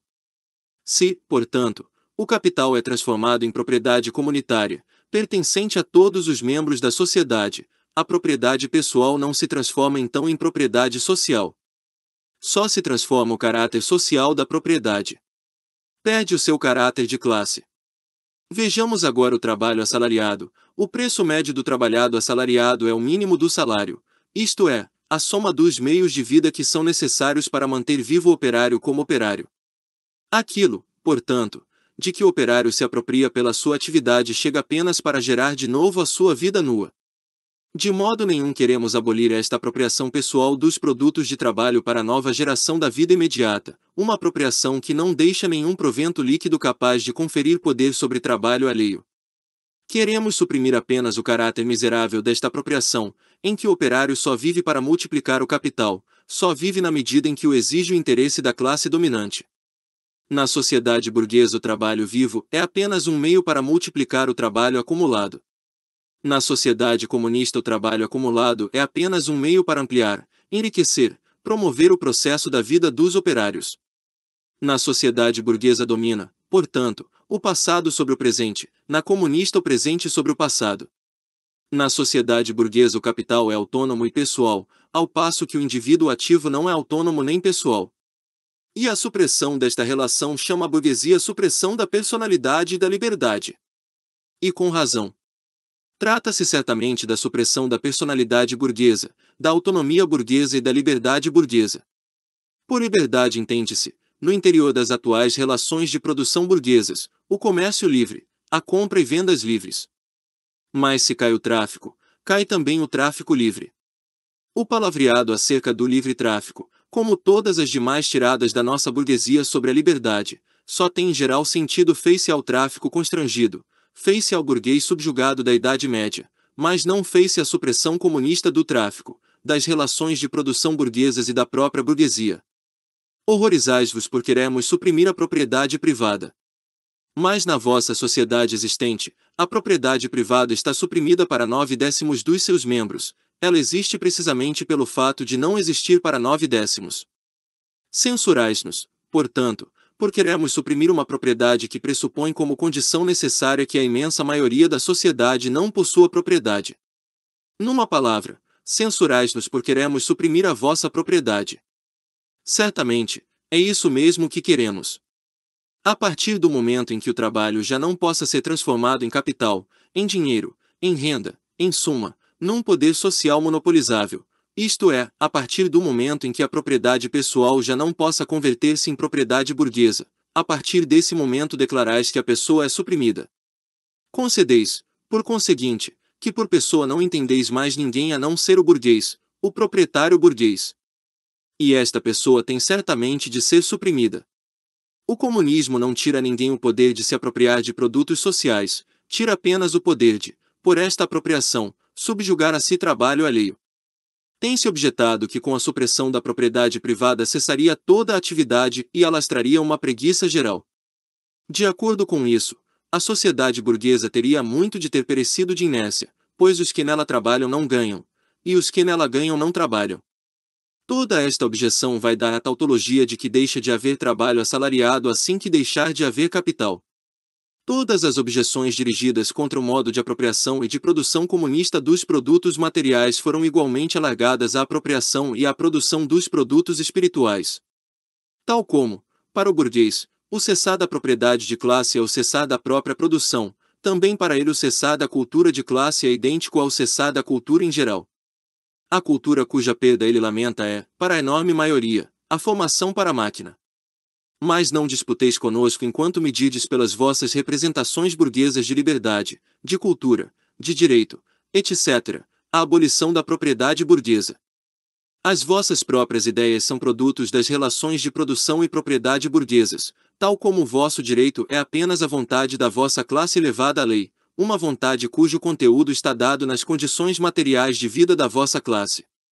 A representação interesseira, na qual transformais as vossas relações de produção e de propriedade de relações históricas transitórias no curso da produção em leis eternas da natureza e da razão, partilhai-la com todas as classes dominantes já desaparecidas.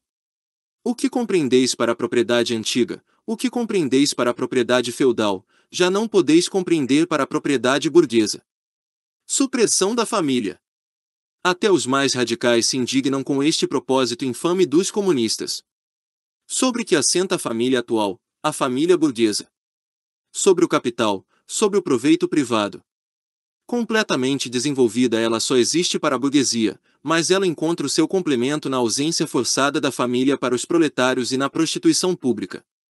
A família dos burgueses elimina-se naturalmente com o eliminar deste seu complemento, e ambos desaparecem com o desaparecer do capital. Censurais-nos por queremos suprimir a exploração das crianças pelos pais. Confessamos este crime. Mas, dizeis vós, nós suprimimos as relações mais íntimas ao pormos no lugar da educação doméstica social. E não está também a vossa educação determinada pela sociedade? Pelas relações sociais em que educais, pela intromissão mais direta ou mais indireta da sociedade, por meio da escola, etc. Os comunistas não inventam o efeito da sociedade sobre a educação, apenas transformam o seu caráter, arrancam à educação a influência da classe dominante. O palavreado burguês acerca da família e da educação, acerca da relação íntima de pais e filhos, torna-se tanto mais repugnante quanto mais, em consequência da grande indústria, todos os laços de família dos proletários são rasgados e os seus filhos transformados em simples artigos de comércio e instrumentos de trabalho. Mas vós, comunistas, quereis introduzir a comunidade das mulheres, grita-nos toda a burguesia em coro.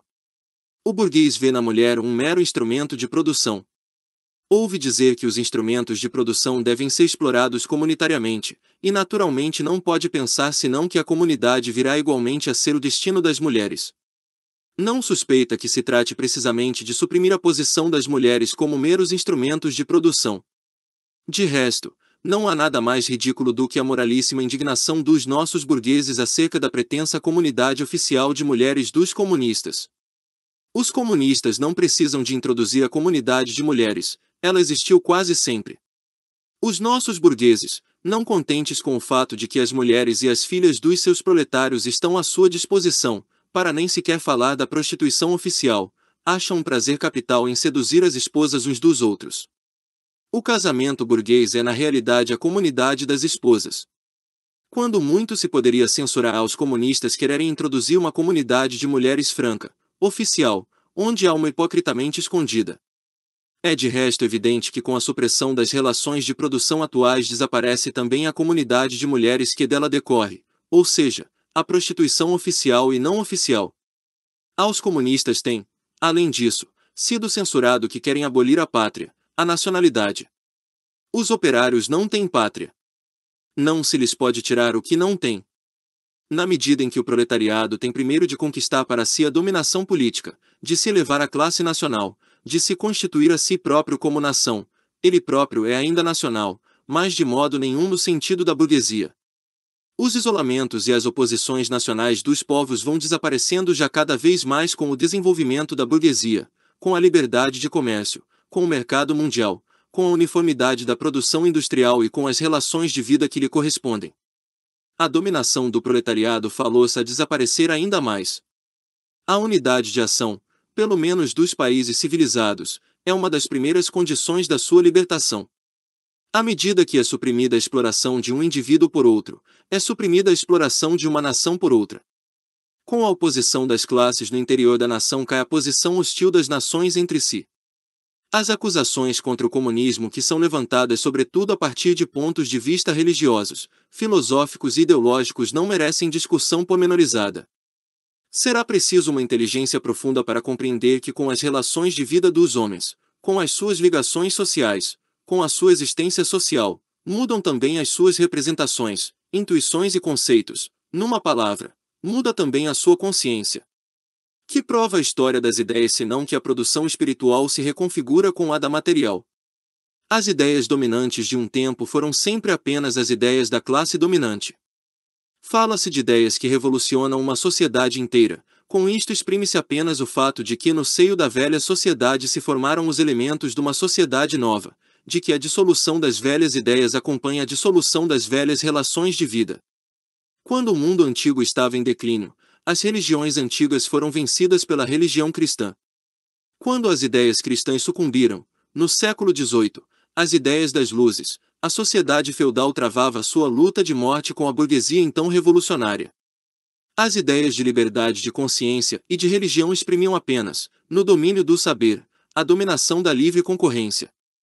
Mas, dirão, as ideias religiosas, morais, filosóficas, políticas, jurídicas, etc., modificaram-se certamente no decurso do desenvolvimento histórico. A religião, a moral, a filosofia, a política, o direito, mantiveram-se sempre nesta mudança. Além disso, existem verdades eternas, como liberdade, justiça, etc., que são comuns a todos os estádios sociais. Mas o comunismo abole as verdades eternas, abole a religião, a moral, em vez de configurá-las de novo, contradiz portanto todos os desenvolvimentos históricos até aqui.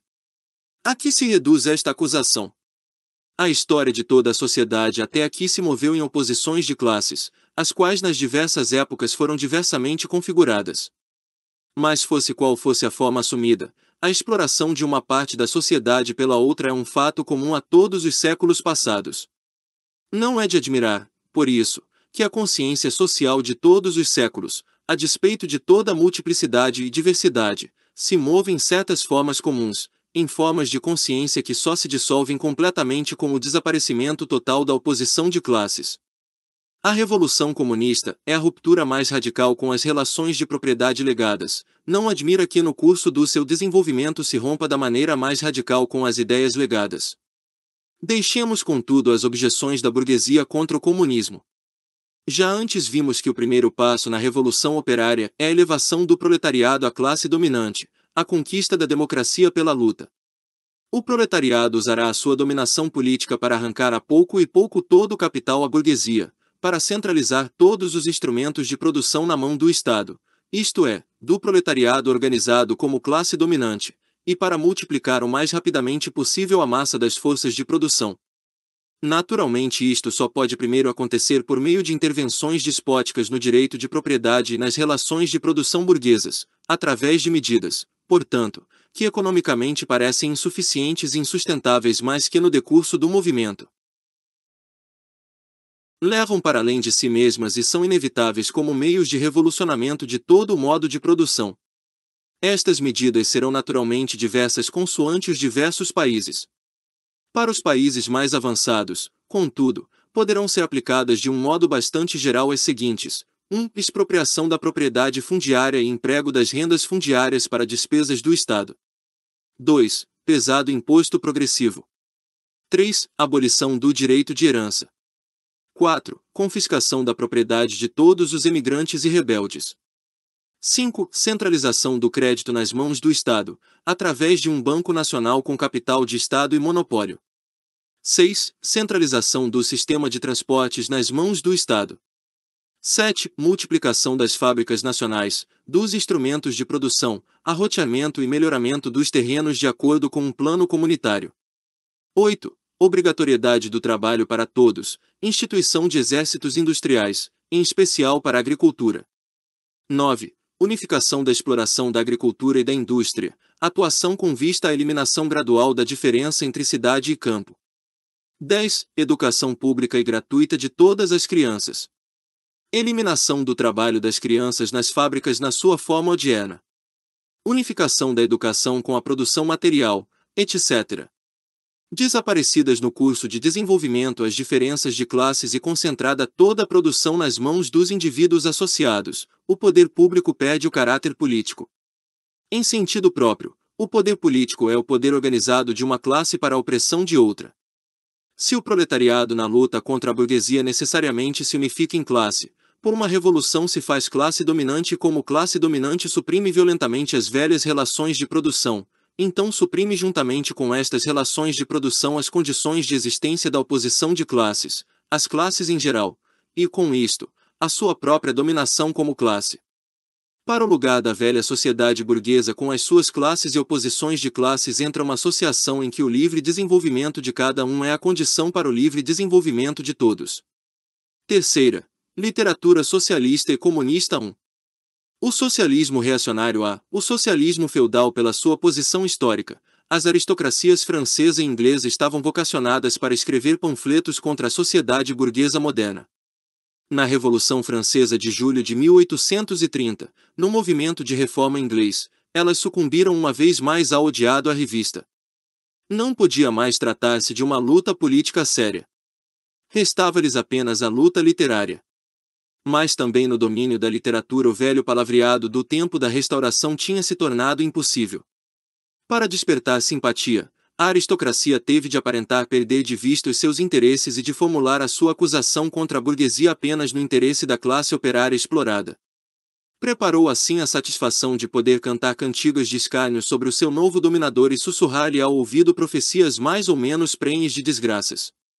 Desta maneira surgiu o socialismo feudalístico, metade canto lamentoso e metade pasquim, metade eco do passado e metade ameaça do futuro, por vezes acertando no alvo com um juízo amargo, espirituosamente demolidor, sobre a burguesia, mas sempre operando de modo cômico pela sua total incapacidade de conceber o curso da história moderna. Por estandarte eles agitavam na mão o proletário alfoge de mendigo, para juntarem o povo atrás de si. Mas de todas as vezes que este os seguia divisava-lhes no traseiro os velhos brasões feudais e dispersava com gargalhadas sonoras e irreverentes. Uma parte dos legitimistas franceses e a jovem Inglaterra deram este espetáculo da melhor maneira. Quando os feudais demonstram que o seu modo de exploração tinha uma figura diferente da exploração burguesa, esquecem-se apenas que exploravam em circunstâncias e condições completamente diversas e já ultrapassadas.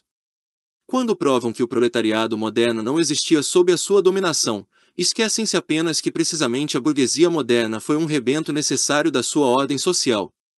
De resto dissimularam tão pouco o caráter reacionário da sua crítica, que a sua acusação principal contra a burguesia reside precisamente no fato de que no regime desta se desenvolveu uma classe que fará ir pelos ares toda a velha ordem social.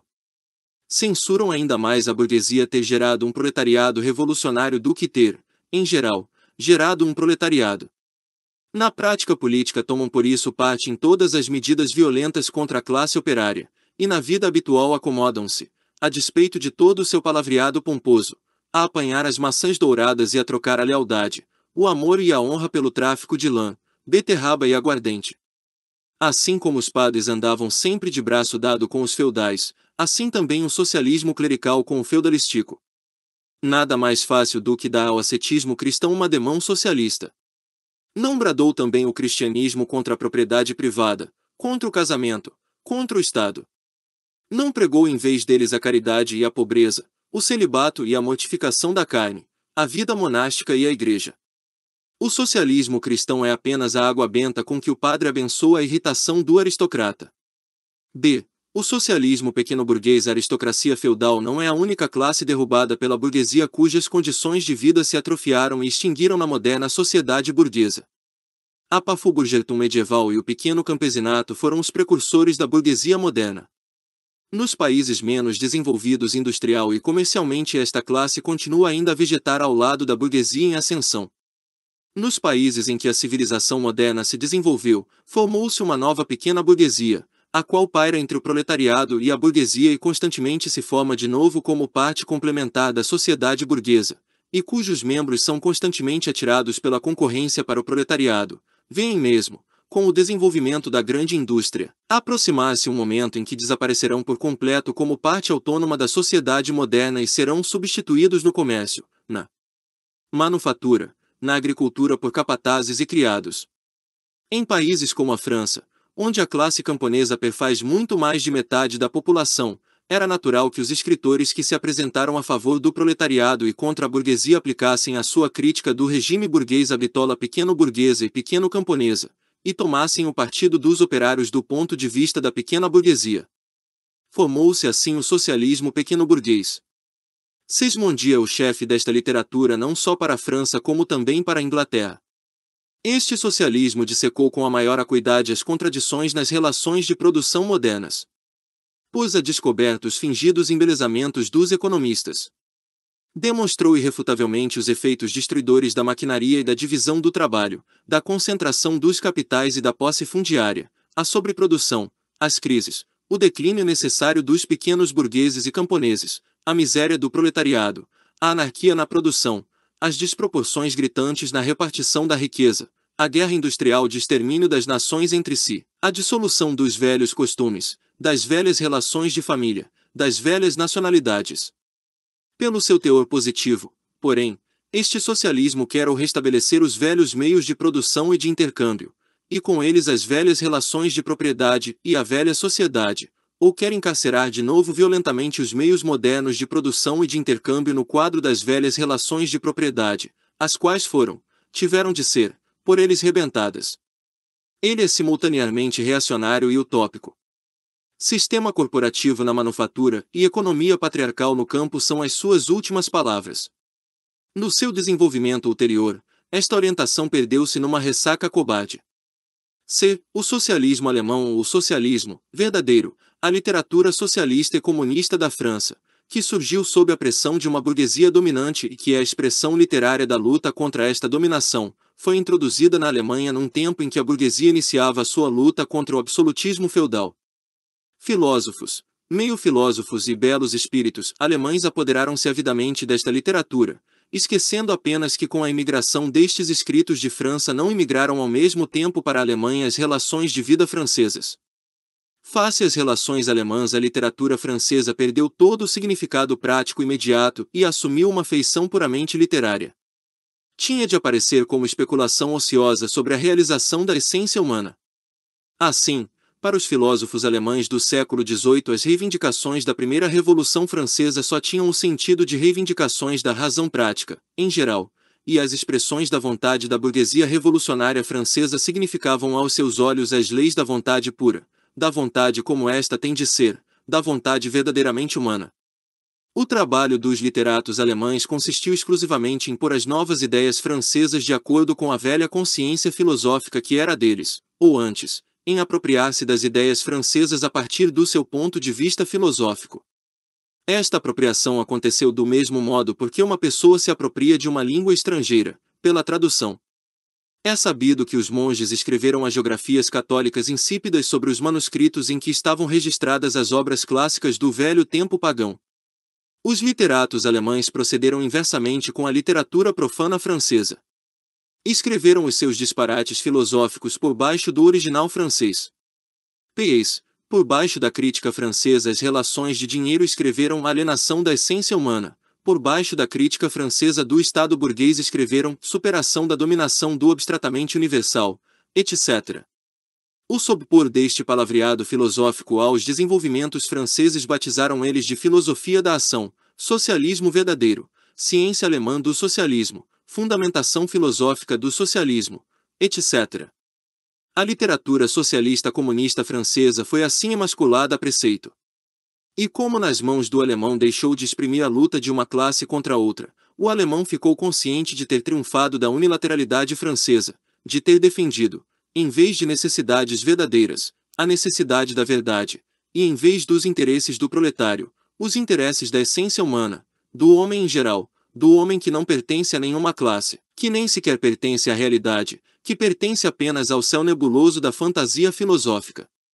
Este socialismo alemão, que tomou tão a sério, e tão solenemente, os seus canhestros exercícios escolares, e que, qual vendedor de feira, tão alto os trombeteou, foi entretanto perdendo pouco a pouco a sua inocência pedante. A luta da burguesia alemã, nomeadamente da prussiana, contra os feudais e a realeza absoluta, numa palavra, o movimento liberal, tornou-se mais séria. Foi assim oferecida ao socialismo verdadeiro a tão desejada oportunidade de contrapor ao movimento político as reivindicações socialistas, de arremessar contra o liberalismo, contra o Estado representativo, contra a concorrência burguesa, a liberdade burguesa de imprensa, o direito burguês, a liberdade e a igualdade burguesas, os anátemas legados, e de pregar à massa popular que nada tinha a ganhar, antes tudo a perder, com este movimento burguês.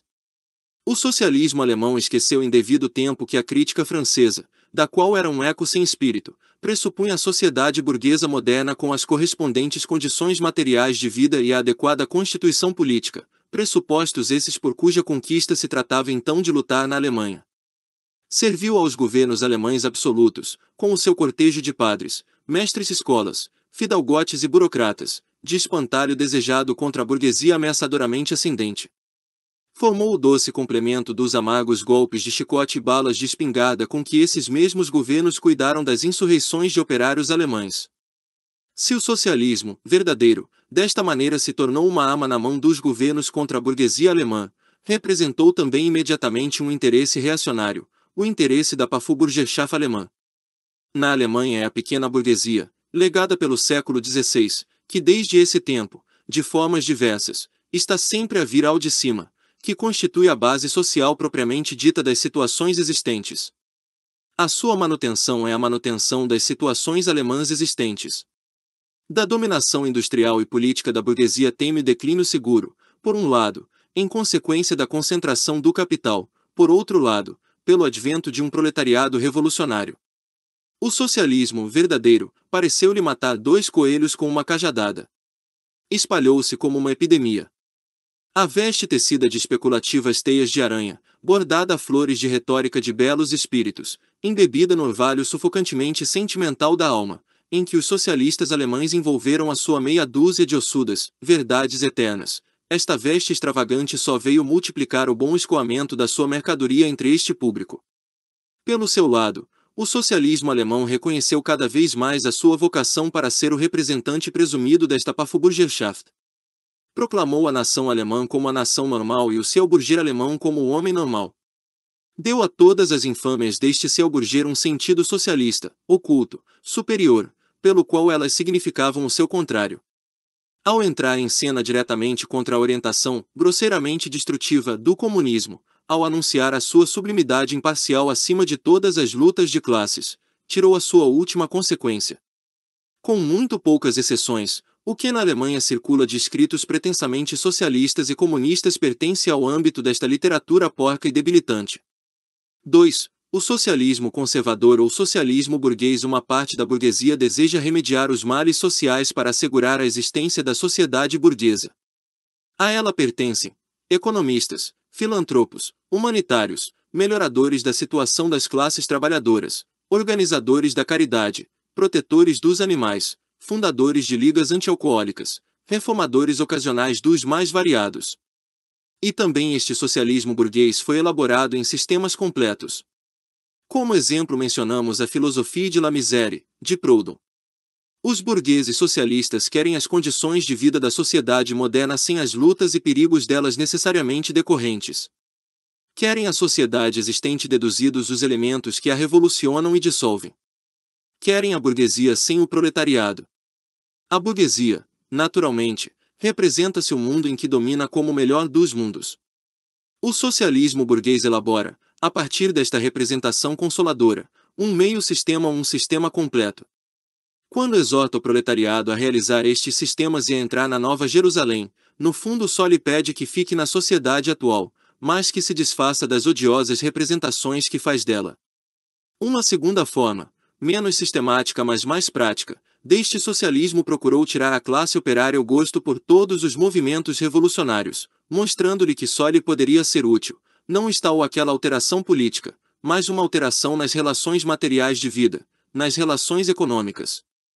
Por alteração das relações materiais de vida este socialismo não entende, de modo nenhum, a abolição das relações de produção burguesas, só possível pela via revolucionária, mas melhoramentos administrativos que se processem sobre o terreno destas relações de produção, portanto que nada altere na relação de capital e trabalho assalariado, mas que no melhor dos casos reduzam à burguesia os custos da sua dominação e lhe simplifiquem o orçamento de Estado.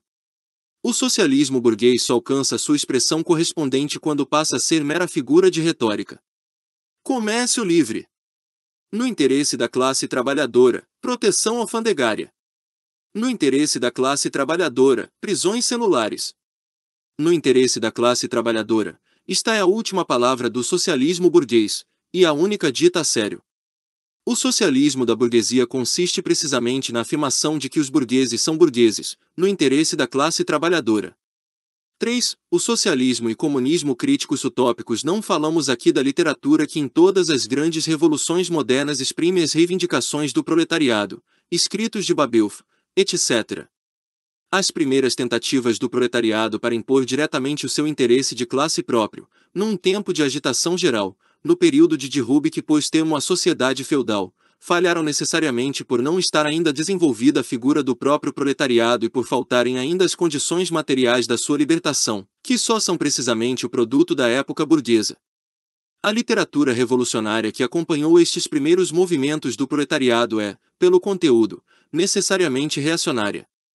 Prega um ascetismo geral e um igualitarismo grosseiro. Os sistemas propriamente socialistas e comunistas, os sistemas de Saint-Simon, Fourier, Owen, etc., surgem no primeiro período, ainda não desenvolvido, da luta entre proletariado e burguesia que atrás descrevemos. Os inventores destes sistemas veem, de certo, a oposição das classes bem como a atuação dos elementos dissolventes na própria sociedade dominante. Mas do lado do proletariado não avistam nenhuma atividade histórica, nenhum movimento político que lhe seja peculiar. Como o desenvolvimento da oposição de classes acompanha o desenvolvimento da indústria, tão pouco encontram as condições materiais para a libertação do proletariado, e procuram uma ciência social, leis sociais, para criarem tais condições. Para o lugar da atividade social tem de entrar a sua atividade inventiva pessoal, para o lugar das condições históricas da libertação, condições fantásticas, para o lugar da organização do proletariado em classe processando-se gradualmente, uma organização da sociedade urdida por eles próprios. A história mundial vindoura resolve-se para eles na propaganda e na execução prática dos seus planos de sociedade. Estão de certo conscientes de defender nos seus planos principalmente o interesse da classe trabalhadora como a classe mais sofredora. Só deste ponto de vista de a classe mais sofredora o proletariado existe para eles. A forma não desenvolvida da luta de classes assim como a sua própria situação de vida implicam, porém, que eles creiam estar muito acima daquela oposição de classes. Querem melhorar a situação de vida de todos os membros da sociedade, mesmo dos mais bem colocados. Por isso apelam continuamente à sociedade toda sem diferença, e de preferência à classe dominante. É só preciso entender o seu sistema para reconhecer nele o melhor plano possível para a melhor sociedade possível. Rejeitam, por isso, toda a ação política, nomeadamente toda a ação revolucionária. Querem atingir o seu objetivo por via pacífica e procuram, com pequenos experimentos naturalmente condenados ao fracasso, abrir pela força do exemplo o caminho ao novo evangelho social. A descrição fantástica da sociedade futura brota, num tempo em que o proletariado ainda está sumamente pouco desenvolvido, e por isso, apreende a sua própria posição de um modo ainda fantástico, da sua primeira aspiração, cheia de imagens vagas, de uma reconfiguração geral da sociedade. Mas os escritos socialistas e comunistas consistem também em elementos críticos. Atacam todas as bases da sociedade existente. Por isso forneceram material altamente valioso para o esclarecimento dos operários.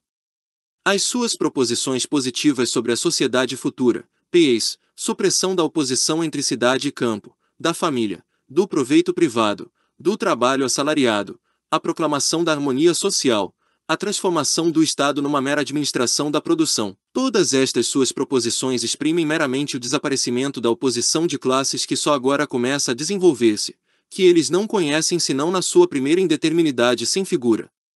Por isso mesmo estas proposições têm ainda um sentido puramente utópico.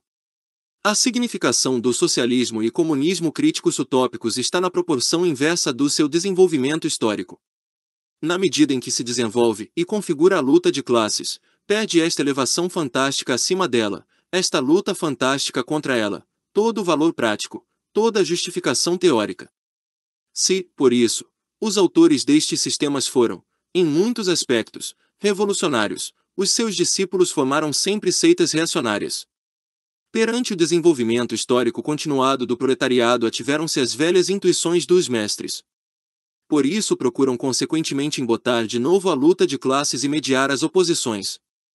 Continuam ainda a sonhar com a realização, a título experimental, das suas utopias sociais, com a instituição de falancérios isolados, com a fundação de colônias no país, com o estabelecimento de uma pequena Icária, edição de formato reduzido da Nova Jerusalém, e para a construção de todos estes castelos no ar tem de apelar à filantropia dos corações e bolsas burgueses.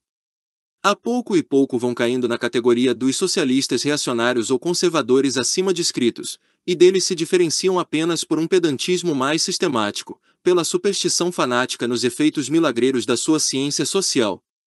Por isso se opõe com exasperação a todo o movimento político dos operários, movimento que só podia decorrer de uma descrença cega no novo evangelho. Os ovenistas, em Inglaterra, ou fourieristas, em França, reagem ali contra os cartistas, aqui contra os reformistas. Quarta, posição dos comunistas para com os diversos partidos oposicionistas. De acordo com a seção segunda, é evidente a relação dos comunistas para com os partidos operários já constituídos, portanto, a sua relação para com os cartistas em Inglaterra e os reformadores agrários na América do Norte. Lutam para alcançar os fins e interesses imediatos da classe operária, mas no movimento presente representam simultaneamente o futuro do movimento. Em França, os comunistas juntam-se ao Partido Socialista Democrático contra a burguesia conservadora e radical, sem por isso abdicarem do direito de assumir uma atitude crítica perante as frases e as ilusões provenientes do legado revolucionário. Na Suíça apoiam os radicais, sem deixar de reconhecer que este partido é composto por elementos contraditórios, em parte socialistas democráticos no sentido francês, em parte burgueses radicais. Entre os polacos, os comunistas apoiam um partido que faz de uma revolução agrária a condição da libertação nacional, aquele mesmo partido que deu vida à insurreição de Cracóvia de 1846. Na Alemanha, o Partido Comunista luta, assim que a burguesia entra revolucionariamente em cena, em conjunto com a burguesia contra a monarquia absoluta, a propriedade feudal da terra e a pequena burguesia. Mas nem por um instante deixa de formar nos operários uma consciência o mais clara possível sobre a oposição hostil entre burguesia e proletariado, para que os operários alemães possam virar logo as condições sociais e políticas, que a burguesia tem necessariamente de originar com a sua dominação, como outras tantas armas contra a burguesia, para que, depois do derrube das classes reacionárias na Alemanha, comece logo a luta contra a própria burguesia. Para a Alemanha dirigem os comunistas a sua atenção principal, porque a Alemanha está em vésperas de uma revolução burguesa e porque leva a cabo este revolucionamento em condições de maior progresso da civilização europeia em geral e com um proletariado muito mais desenvolvido do que a Inglaterra no século XVII e a França no século XVIII. Porque a revolução burguesa alemã só pode ser, portanto, o prelúdio imediato de uma revolução proletária. Numa palavra, por toda parte os comunistas apoiam todo o movimento revolucionário contra as situações sociais e políticas existentes.